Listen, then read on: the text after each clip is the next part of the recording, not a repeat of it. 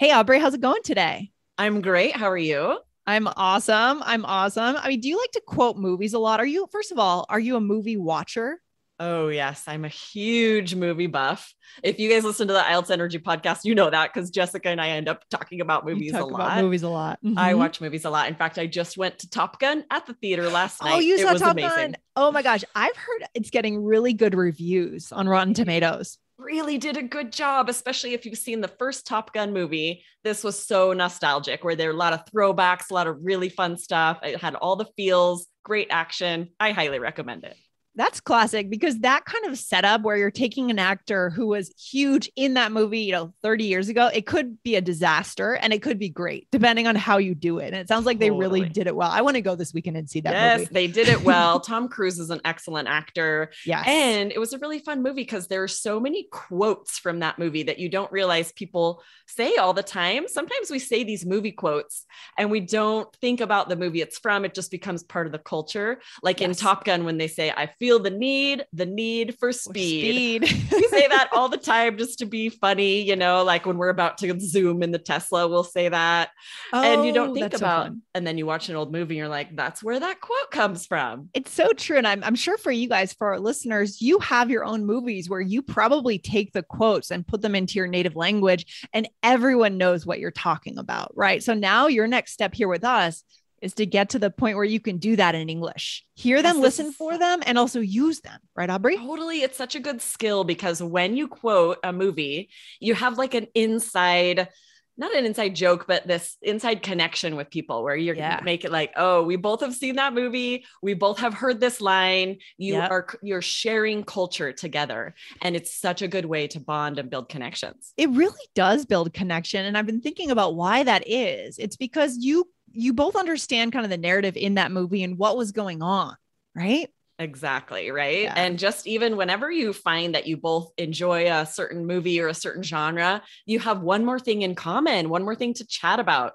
Yeah. So that's always great. And we want to talk about this today. It came up recently in an episode, number 1789, where we were talking about dealing with nerves during presentations. If you missed it, Right. definitely go check that one out. But this came up, this mantra that was said in the help that people repeat a lot. And we Yeah. said, we need to do a follow-up episode about some of the movie quotes that come up in conversation a lot. Yeah. And the help does have a famous quote, which we mentioned in the last episode. So we won't go into that one too much, but we're going to go into some other ones today, right, Aubrey? Yes, So good. exactly. Yeah. This came up also because this comes up all the time, you guys. It Yeah. came up in episode 1790 when Okay. Michelle was talking about this movie, Ferris Bueller. And she says, Oh, Bueller, Bueller, to talk about a monotone. So we're using this kind of famous movie quote to talk about monotone. But we say that all the time too. If someone's not paying attention, I'll be like, yes. Bueller, Bueller, to get them to pay attention. This comes up Oh, all the time in American culture. yeah. And I think the other reason this leads to connection is it's kind of generational, right? I think Totally. our generation just knows Ferris Bueller's Day Off. Right. Whereas I Mhm. think before, the quote, hello, McFly, which we've shared on another episode, maybe that's kind of an earlier generation, a little bit. What do you think about that It's idea? true. Yeah, right. My kids wouldn't understand a lot of the movies that I quote to people my age. So Yeah. this is definitely you kind of have to keep in mind who will have seen that movie, Yes. but a lot of these quotes just become part of the culture. Yeah. And my kids might even quote it without realizing what movie it's from. Yeah. And I mean, you guys can use these at work too, right? This is not just limited to a party or your social life. This is fine. If you're on a good level of rapport with your colleagues, you can throw it in here. Obviously, not like Yes. in a presentation, but when you're chatting and you're having fun, you're going back and forth. Aubrey, before we go deeper into the episode, I want to make sure I mention our listeners who reviewed the podcast.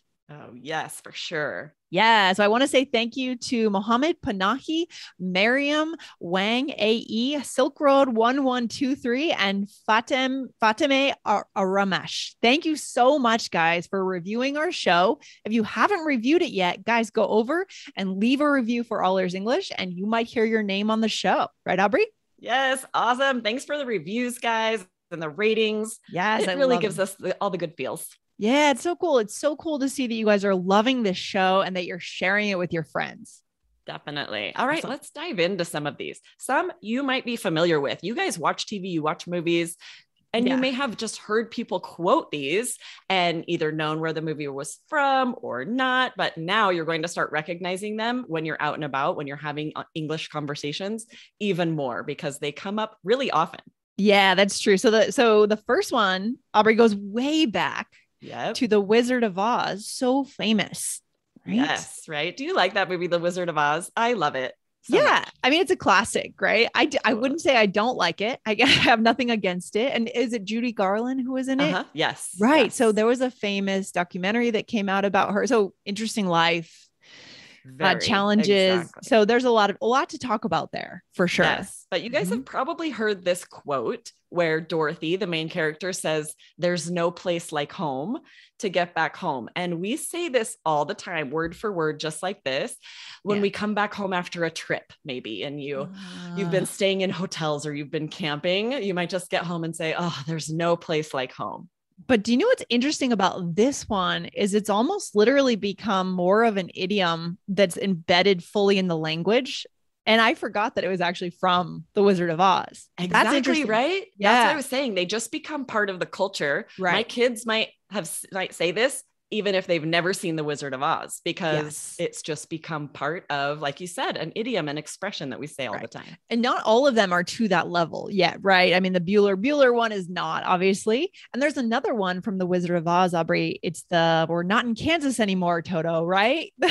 Totally. Yes. Right. She says this when they get to Oz and everything is so different and strange. Yes. So if something's happening that's really out of the usual, abnormal, or you're in a country, something so different, then we would say that, oh, we're not in Kansas anymore. Right. Like when you're feeling so disoriented, you have nothing to rely on that you're familiar with. We're not in Kansas anymore. Right. Or add the Toto part, which was her dog, right? Her little dog that followed her around. That's right. I forgot she says it to the dog, but you can add that too. Oh, not in Kansas anymore, Toto. Yeah. I love it. All right. What else? This is so fun. What do we have next? Okay, so the next one is from the movie Apollo 13, which came out in the mid-90s, and it's Houston, we have a problem.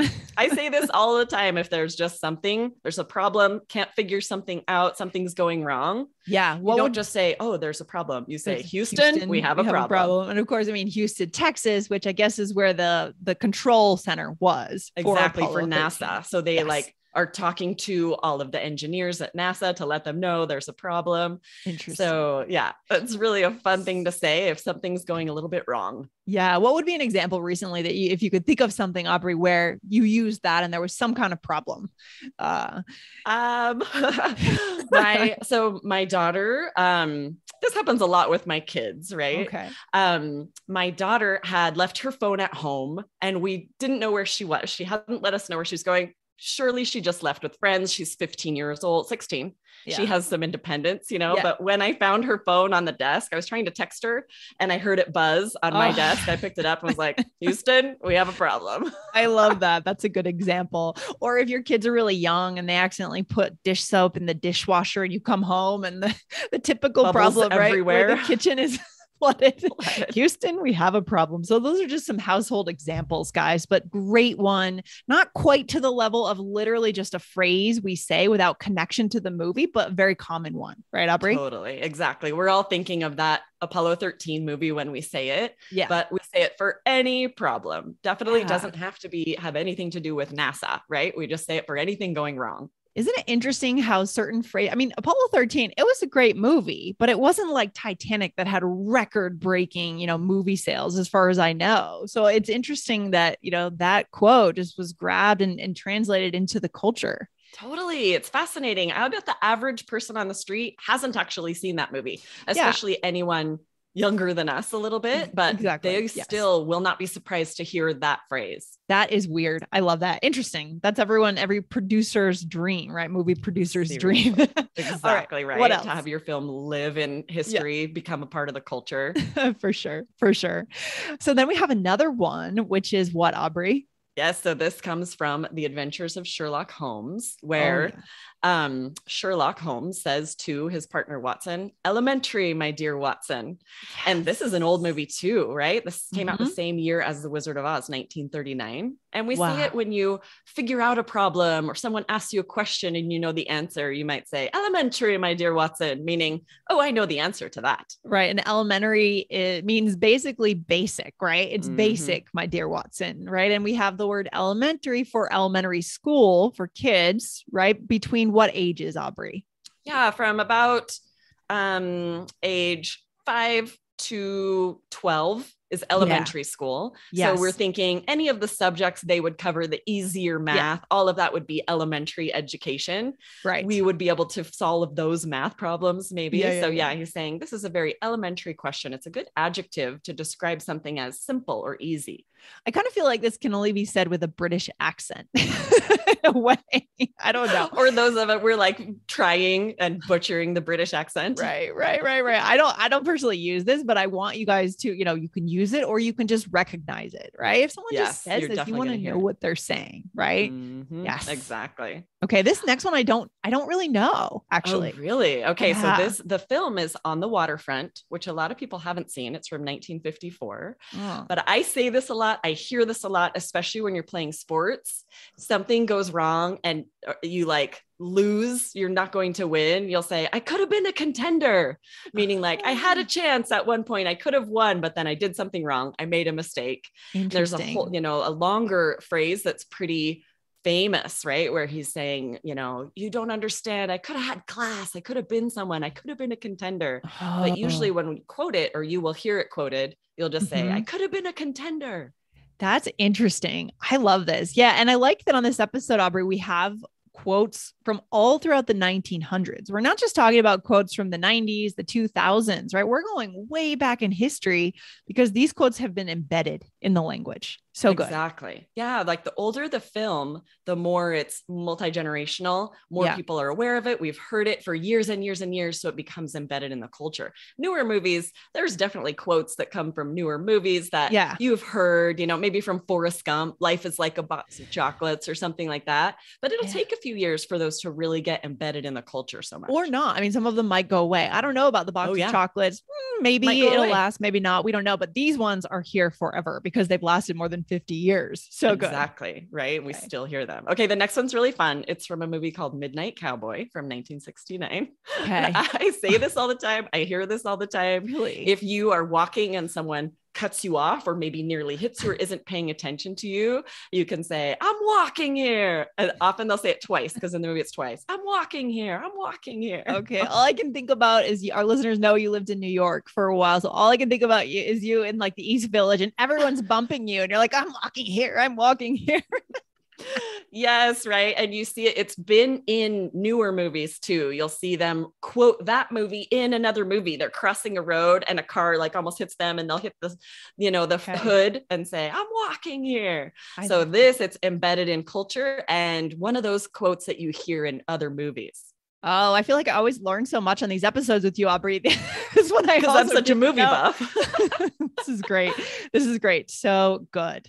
Okay, Aubrey. So should we show our listeners how it's done in a role play? What do you think? Yes, definitely. Right. You want to sneak these into conversations. You're going to hear other people use them. So we're going to give you a little role play about how you can do that very easily and naturally. Yeah. And here in this role play, we are returning home after a short vacation. It's such a good feeling to come back home after a vacation. Yeah. Right. All right, here we go. Okay, I'll start us off.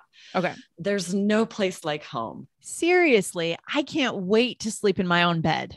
Uh-oh. Houston, we have a problem. What is it? Look, everything in the freezer has melted. It must have lost power while we were gone. Oh, look, the breaker was tripped. At least we know what the problem was. Elementary, my dear Watson. I did not imagine saying that about a home improvement project. Oh, that's funny. It's just the breaker, right? Just turn the breaker back on. No. No matter what you're calling an electrician. Yeah. Oh, for sure. No question. I do not do any kind of fixing around the house. I don't know. I don't either. I'm not going to lie. I wouldn't be the one figuring out that it was the breaker.